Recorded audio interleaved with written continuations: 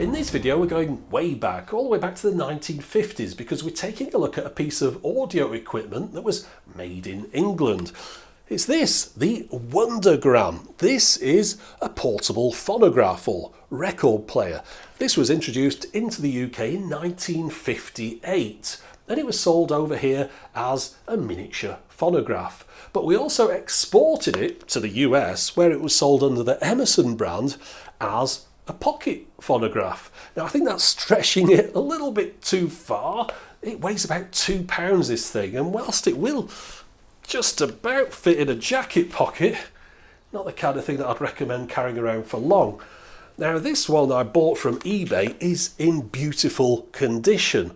The only issue is that it doesn't really work properly. So we'll have a good look at it and I'll see if I can get it functioning as it should do. So let's take a look at the Wondergram.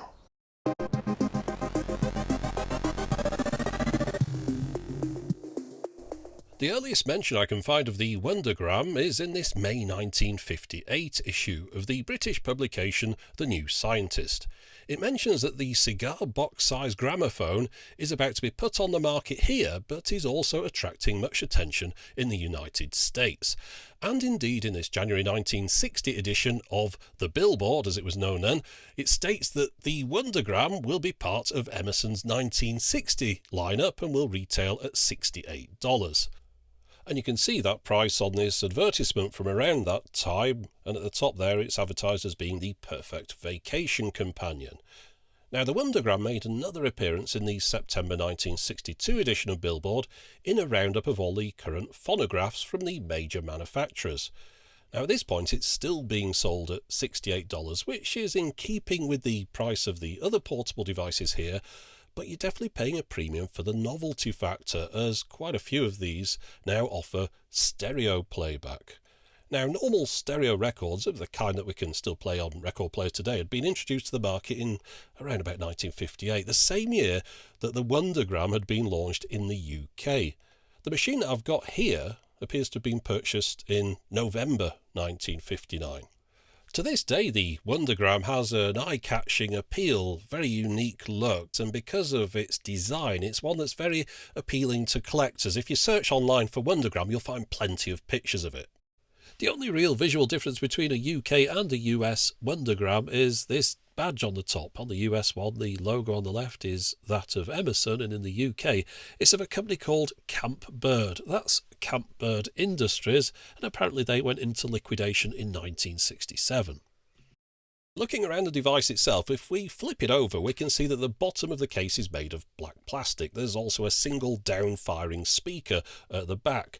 Now when it's in use, these three legs are folded open, which raises it up and allows the sound from the speaker to escape. Incidentally, it's very rare for one of these to have all its rubber feet intact. On almost all the pictures you'll find online of the Wondergram, those have gone missing. Even with the legs extended though, this still isn't easily identifiable as a record player. The only control on the outside of the case is this volume dial at the back left corner. The function of this becomes more apparent once the lid is popped open, because this reveals the simple drive mechanism and the tone arm. Unlike a standard record player, the turntable platter on this machine isn't driven by a motor. Instead, there are rubber wheels that push against and rotate the record. A 45 RPM 7-inch only rests on the wheel closest to the spindle, whereas a 12-inch record covers both wheels. However, you can see by looking from the side that each wheel is at a different height, so the larger discs only come into contact with the slightly raised outer wheel, which rotates at 33 1/3 RPM. In the lid, we've got a 45 RPM adapter. That's something that's often missing from these. But next to that, there's a rubber wheel. The idea is that when this device is playing a record, the lid is closed and that rubber wheel pushes down slightly on the top of the record to keep it in contact with the drive wheel underneath. When the tone arm isn't in use, it locates in this indentation, which ensures that the stylus doesn't come into contact with the bass. The tone arm is spring-loaded, and as you can tell from the two wires leading from the stylus, it's only wired for mono. Now, I bought a new stylus as the original appeared to be quite worn. This is a stylus that's also used on some stereo turntables, so there aren't any concerns about using this to play stereo discs back on this mono machine. The Wondergram can only be powered by batteries. It takes 4 C cells, and switching it on is achieved by moving the tone arm to its outermost position, and similarly returning it to the rest position will switch it off. So I think it's time that we had a listen.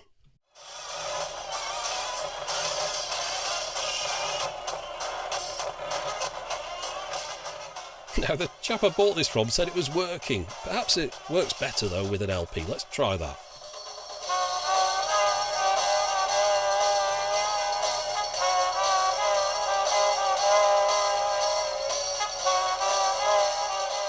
I suppose the only positive is that we're definitely not going to hit any content matches. Now, one thing I will say, don't worry about the records being mishandled and damaged, etc. These are just records that I use for testing things. They're already a bit scratched up. I'm sure the vinyl police would be on my back about this if I didn't mention that. But I think the first thing that I should do is swap that stylus over, see if that does anything to improve the quality of the sound. So, let's have another listen. Well, it's certainly a bit louder than it was, but I honestly can't say that that's a good thing right now. But then all of a sudden, this happened.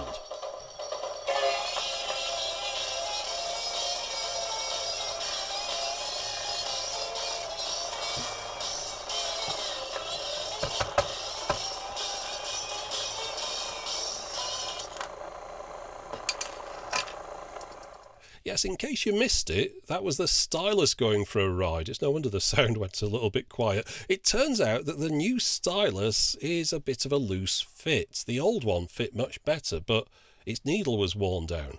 So I thought I'd see if the needle could be pulled out of the old cartridge. And sure enough, it can. Although it really doesn't look like it's supposed to come out, but needs must. So I swapped the new needle over and put the old stylus housing that contained the new stylus back into the machine. And this time it stayed put.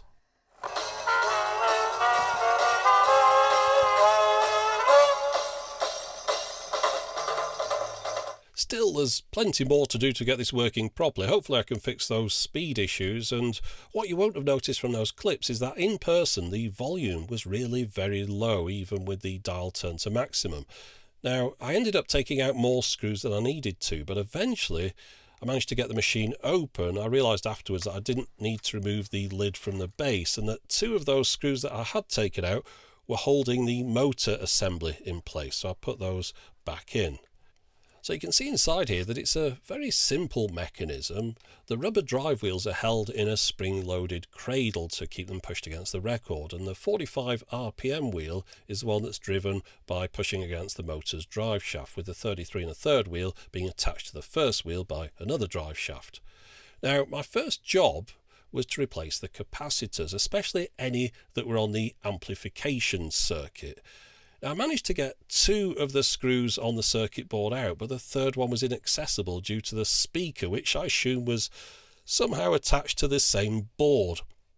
Now, with all this moving around, I thought it was probably a good idea to tape up that tone arm, because it was flopping around all over the place, and I was a little bit concerned that I was going to damage it. I also noticed that the capacitor on the back of this motor was loose. Now, that can't be a good thing, but I'd already got a replacement for it, so I went ahead and snipped off the remaining leg and soldered my new capacitor in its place. Now, going back to the other cap, the one on the amplifier, to get to this, I really needed to get that speaker out somehow. After applying a bit of force, I realised the speaker was being held down by an adhesive pad, so it just required a little bit more wiggling, and it eventually came free. So now I could finally get to the capacitor I wanted to replace. I believe it's part of the amplification circuitry. It might be the reason why it's so quiet. We'll find out in a moment. There's also another small capacitor next to that one. Unfortunately, I don't have the right value for that, so I can't replace it just now. However, if things don't work out, I'll get one and swap it out later. Now, I took a bit of a shortcut because getting to the underneath of the board would have meant desoldering quite a few wires, so instead I just snipped the legs of the cap and soldered the new one in its place, and I was happy to see that when I put the batteries back in, the motor spun. So the next job was to clean the crackly volume control with some deoxit. Now, the volume dial needed to be worked back and forth for a minute or so, but eventually the crackles subsided. And I could tell that just by gently touching the stylus that the volume output was significantly louder than it had been before, so it looks like that cap had done its job. Next, in an attempt to improve the uneven playback speed, I used some rubber roller restorer on the wheels. The idea is to take off the shiny outer surface and thereby improve the grip.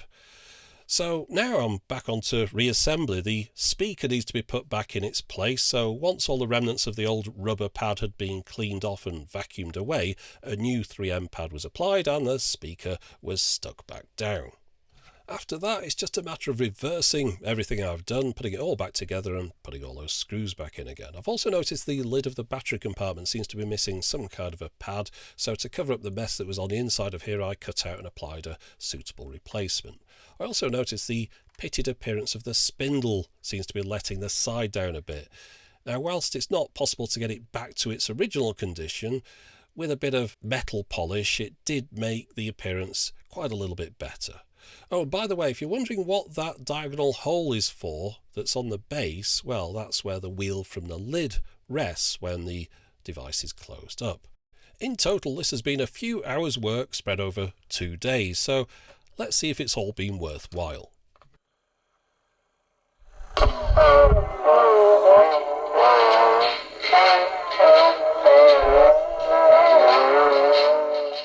Okay, so all the screws had to come out again to see what the problem was. It turned out that while the motor definitely has enough torque, the drive shaft that was rubbing against the rubber wheel was just slipping. It seems that the rubber roller restorer had done more harm than good. So I decided to lightly rough up the drive wheel with some fine sandpaper, and this did the trick.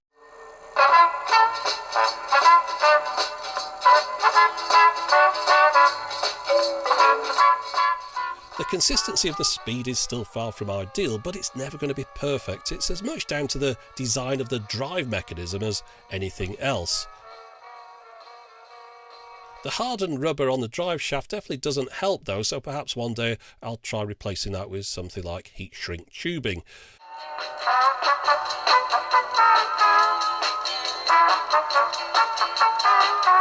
If there's anyone out there wondering about the tracking force, the downward weight the stylus puts on the record, well, let's find that out now.